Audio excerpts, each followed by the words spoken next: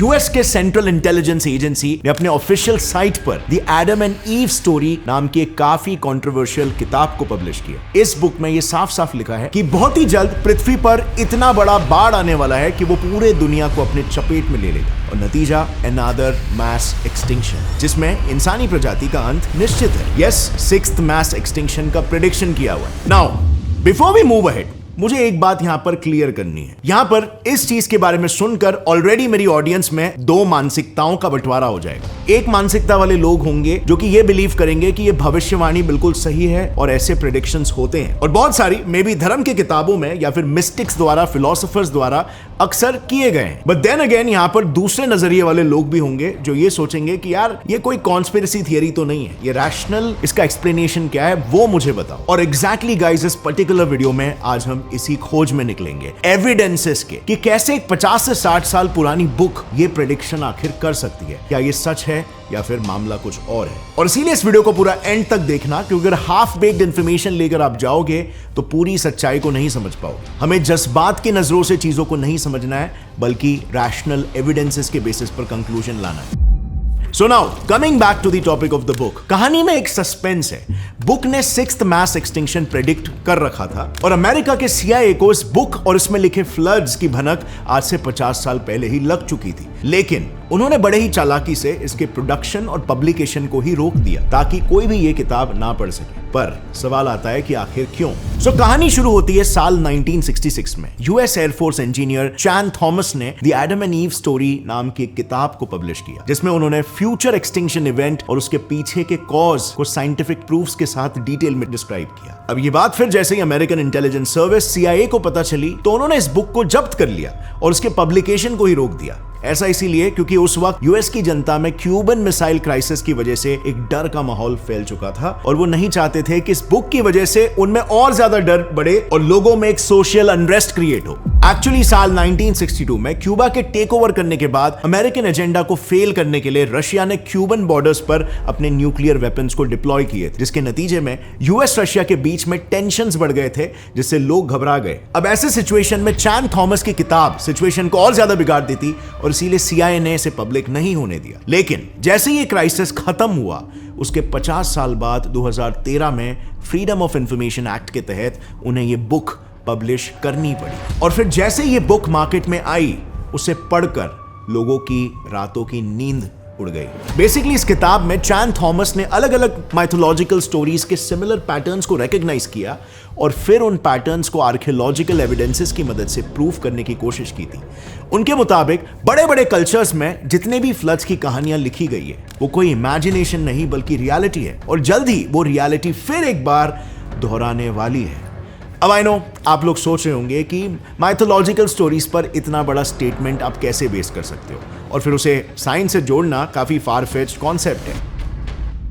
Well, मुझे भी शुरुआत में बिल्कुल ऐसा ही लगा, और इसीलिए जब मैंने इन सभी कहानियों को पढ़ा और चैन थॉमस के एविडेंसेस की जांच पड़ताल की, तब आई वाज रियली शॉक्ड। सच में सभी कल्चर्स में सेम ही कहानी को अलग अलग तरीकों से बयां किया गया था। सबसे पहले अगर मैं बाइबल में लिखे गए नोआज आर्क की कहानी की बात करूं तो उसमें भगवान ने पृथ्वी से बुराई को खत्म करके अच्छाई को जन्म देने के लिए एक बाढ़ लाने का फैसला किया था।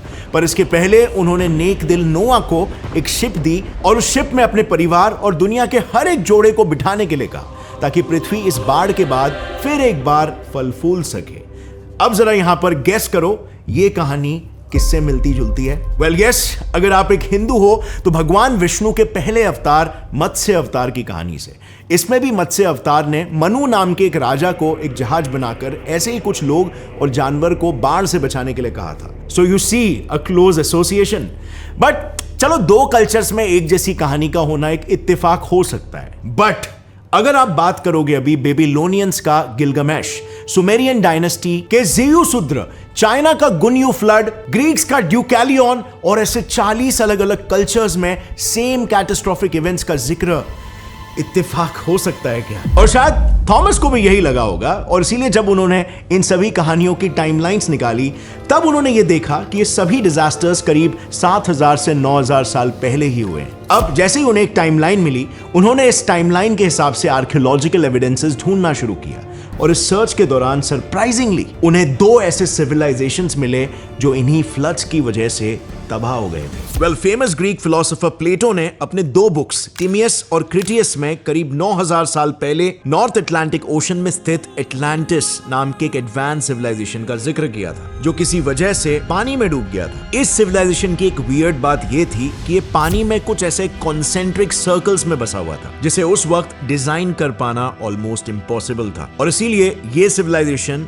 बस सिर्फ उनके किताबों तक ही सीमित रही। मगर साल 1965 में आर्कियोलॉजिस्ट को अटलांटिक ओशन से सटे मॉरिटेनिया कंट्री में एग्जैक्टली इसी तरह का एक मिस्टीरियस स्ट्रक्चर मिला, द रिचर्ड स्ट्रक्चर। इस पर कुछ आर्कियोलॉजिस्ट का कहना था कि इसे हम एटलांटिस से लिंक नहीं कर सकते, क्योंकि ये स्ट्रक्चर तो पूरी तरीके से नेचुरल है और इसके मैन मेड होने के चांसेस काफी कम है, और इसीलिए थॉमस और एविडेंसेस ढूंढने लगे। एंड फाइनली उन्हें वो एविडेंस मिला जो उनके फ्लड या to be specific mass extinction और उसके कॉज की थियरी को सच साबित कर सके। तो अपने इस एविडेंस कलेक्शन की जर्नी के दौरान उन्हें पहला एविडेंस मिला योनागुनी मॉन्यूमेंट के जरिए, जो कि ताइवान से 100 किलोमीटर दूर अंडर वाटर स्थित था। नाउ यू टेल मी, क्या ये स्ट्रक्चर्स किसी भी एंगल से नेचुरली फॉर्म लगते हैं? नहीं, राइट? इनफैक्ट ये तो डेफिनेटली किसी एंशिएंट सिविलाइजेशन के रिमेन्स को रिजेंबल करते हैं। उसके बाद थोड़ा और रिसर्च करने पर थॉमस को एक ऐसा एंशिएंट मिथिकल कॉन्टिनेंट भी मिला,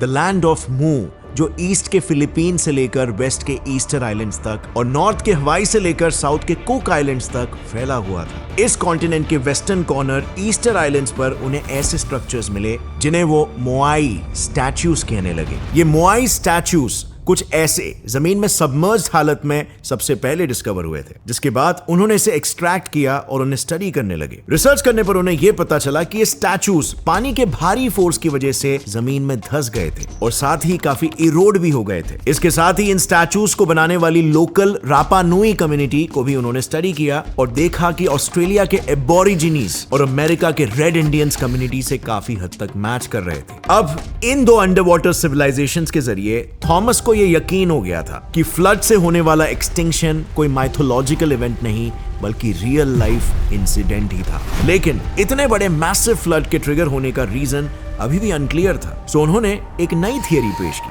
जो बाय द वे आज से पहले कभी इंट्रोड्यूस नहीं हुई थी, the theory of pole shifts. Basically Chan Thomas के मुताबिक मैसिव फ्लड्स के ट्रिगर होने के पीछे का रीजन है पृथ्वी के पोलर रीजन्स और दूसरे लैंड मासेस का शिफ्ट हो जाना। इसे ऐसे समझते हैं, मान लो आप एक गाड़ी चला रहे हो और आपके सामने वाली गाड़ी अचानक से रुक गई, तो दोनों गाड़ियों के मोशन में होने वाले डिफरेंस की वजह से दोनों की टक्कर हो जाएगी, राइट? सेम लॉजिक यहां पर भी अप्लाई करता है। पृथ्वी अपने एक्सिस पर रोटेट करती है, जिसके नतीजे में सभी लैंड मासेस, ओशियंस, एटमॉस्फेयर भी रोटेट करता है। तो लैंड मासेस के मोशन में जब सडन चेंज आएगा, तब ओशंस का उनसे फोर्सफुली टकराना बिल्कुल तय है, जिसका सीधा मतलब है फ्लड्स। अब इस हाइपोथेसिस को सच प्रूफ करने के लिए थॉमस ने पोलर रीजन्स की टाइमलाइन को स्टडी की। तब उन्हें साइबेरिया में ऐसे मैमथ फॉसिल्स का डेटा मिला जिनकी मौत इंस्टेंट फ्रीज के कारण हुई थी, और क्योंकि साइबेरिया प्रेजेंट नॉर्थ पोल से कुछ 6500 किलोमीटर दूर है, तो ऐसा तभी हो सकता है जब पास्ट में साइबेरिया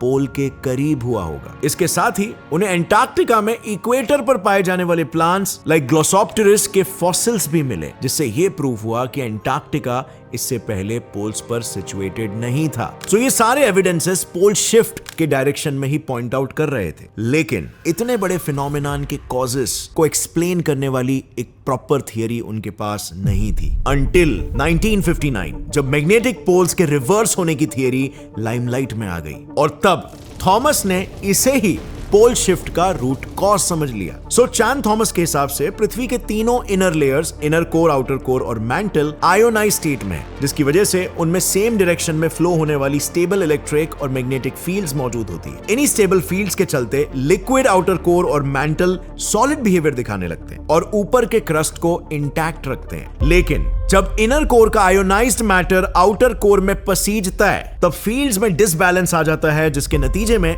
दोनों लेयर्स लिक्विड की तरह बिहेव करते हैं और उनके ऊपर से क्रस्ट के लैंड मासेस फ्लोट होने लगते हैं। अब उस वक्त के हिसाब से ये लॉजिक बेस्ट फिट हो रहा था, क्योंकि तब कोई भी थियरी लैंड मासेस के शिफ्ट को एक्सप्लेन नहीं कर पा रही थी। लेकिन 1968 में कॉन्टिनेंटल ड्रिफ्ट की थियरी पूरे दुनिया ने एक्सेप्ट की, जो कि एक ऑल्टरनेट थियरी थी और थॉमस के थियरी की कंपेटिटर थी, और उसके बाद से थॉमस की थियरी को महज फिक्शन के तौर पर ही देखा जाने लगा। दरअसल कॉन्टिनेंटल ड्रिफ्ट की theory German geologist Alfred Wegener ने 1912 में ही दे दी थी, पर उसे तभी एक्सेप्ट नहीं किया गया, सिंपली बिकॉज उसके पीछे की मैकेनिज्म अभी भी अनएक्सप्लेन्ड थी। मगर 1960s के आते आते अर्थक्वेक्स के कॉजेस, उनके ऑब्जर्वेशंस पर डिटेल रिसर्चेस होने लगी और उससे एक नया साइंटिफिक ब्रांच ही इजाद हो गया, प्लेट टेक्टोनिक्स। अब इस नए ब्रांच ने सबसे पहले यह फाइंड आउट किया कि पहले सिर्फ एक ही लैंड मास हुआ करता था, जिसका नाम उन्होंने दिया पैंजिया। इस लैंड मास के टूटने से बाकी के 2 कॉन्टिनेंट्स फॉर्म हुए थे, और इसीलिए भले ही आज के कॉन्टिनेंट्स के टेम्परेचर्स में ड्रास्टिक डिफरेंसेस हो, इनिशियली वो सब एक ही लैंड मास का हिस्सा थे, और इसीलिए उनमें मिलने वाले फॉसिल्स का मैच करना नॉर्मल था। So friends, all in all इस बुक के हिसाब से दुनिया के खत्म होने की वजह है पोल शिफ्ट्स, जो अपने साथ फ्लड्स लाएगी, लेकिन उनके हिसाब से पोल शिफ्ट्स में पोलर लैंड मासेस इक्वेटर की तरफ आते हैं। और तो और फ्लड्स के लिए इनका कहना यह है कि लैंड मासेस और ओशियंस दोनों अलग अलग स्पीड से रोटेट कर रहे हैं, जिसकी वजह से वो टकराते हैं और फ्लड्स आते हैं। और मैग्नेटिक फील्ड के केस में इनका कहना है कि आउटर कोर जब चाहे तब सेमी सॉलिड या लिक्विड बिहेवियर दिखाकर मैग्नेटिक फील्ड को इफेक्ट करता है। सो अब आप खुद ही देख सकते हो, ये सभी के सभी एक्सप्लेनेशंस साइंटिफिकली डिस्प्रूव हो चुके हैं, और इसीलिए मैंने कहा कि हर बार किसी भी चीज को बिना वेरिफिकेशन के बढ़ावा नहीं देना चाहिए, क्योंकि आजकल बेसिकली बहुत कॉमन हो गया है, थोड़ा सा भी साइंस निकाला जाता है और किसी कॉन्स्पिरेसी थियरी के साथ उसको जोड़ दिया जाता है और कहा जाता है कि ये साइंस पर आधारित है, बट असल में वो कहानी और कुछ नहीं बल्कि एक इलॉजिकल कॉन्स्पिरेसी थियरी ही रहती है। इसके साथ ही थॉमस की मैग्नेटिक पोल रिवर्सल की थियरी भी इनकम्प्लीट थी, क्योंकि जब मैग्नेटिक पोल्स शिफ्ट होते हैं तब उस प्रोसेस में कई सारे पोल्स डेवलप होते हैं, और अब वो कैसे और क्यों डेवलप होते हैं ये मैंने ऑलरेडी डिटेल में इस वीडियो में एक्सप्लेन किया है, जो कि I highly suggest you should check out. So in short, Chan Thomas की किताब the Adam and Eve story में बताई गई थियरीज सूडो साइंस या फिक्शन है, और उससे ज्यादा और कुछ नहीं। और ऐसा इसीलिए क्योंकि आज के तारीख में मॉडर्न साइंस के पास इन फिनोमिनान्स को ब्यूटीफुली एक्सप्लेन करने वाली इफेक्टिव थियरीज है। सो हमें इन सूडो साइंटिफिक स्पेक्यूलेशंस पे बिलीव करने की कोई जरूरत नहीं है।